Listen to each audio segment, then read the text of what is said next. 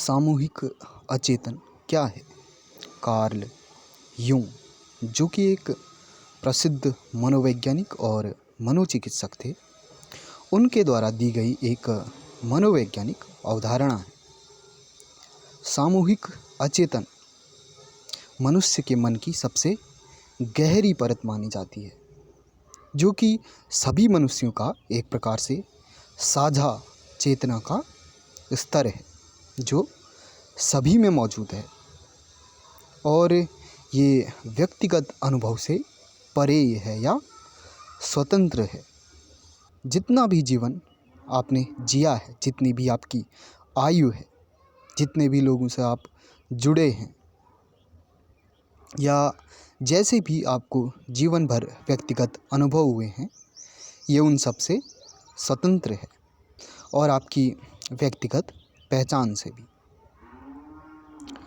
सामूहिक अचेतन को समझने के लिए जुंग ने कहा कि मानव के अचेतन मन में आद्य रूप या आर्केटाइप्स मौजूद होते हैं और ये सार्वभौमिक यानी कि सभी जगह पाए जाने वाले प्राचीन प्रतीक होते हैं या मानसिक खाके होते हैं, जो लगभग सभी धर्मों में, सभी संस्कृतियों में हर समय समान रूप से मौजूद होते हैं। उदाहरण के लिए जैसे संरक्षण करता है या माँ है, जो कि पालन पोषण, सुरक्षा और प्रेम का प्रतीक है। आप देखेंगे कि माँ के लिए सबकी भावनाएं लगभग समान होती हैं।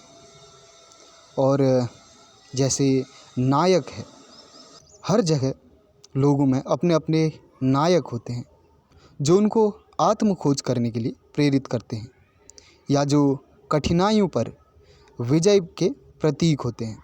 ये लगभग सभी तरह के समुदाय के लोगों में होते हैं, जिनकी तरह वे बनना चाहते हैं। और कुछ ऋषि या महात्मा होते हैं जो लगभग सभी धर्मों में होते हैं, जो ज्ञान के लिए या मार्गदर्शन के लिए या बुद्धि का प्रतीक होते हैं। और इसके अलावा एनिमा और एनिमस। एनिमा एक पुरुष में स्त्री का रूप मौजूद होना है और एनिमस एक स्त्री में पुरुष का रूप है। इसी तरह कुछ गुण भी जो कि जन्म से होते हैं, जैसे कि निर्दोषता या कभी कभार कुछ चीज़ों के लिए संघर्ष करना और जिज्ञासा या खोजी प्रवृत्ति का होना, जो कि मनुष्य में या अन्य जीवों में भी एक गहरे रूप में मौजूद होते हैं। और सामूहिक अचेतन की अवधारणा को स्वीकार कर लोगों को सार्वभौमिक ज्ञान और रचनाओं को एक अलग स्तर तक गहरा, उन्नत और समृद्ध कर सकता है। और सार्वभौमिक है, इसलिए सभी लोगों तक पहुंचने में सहायक है।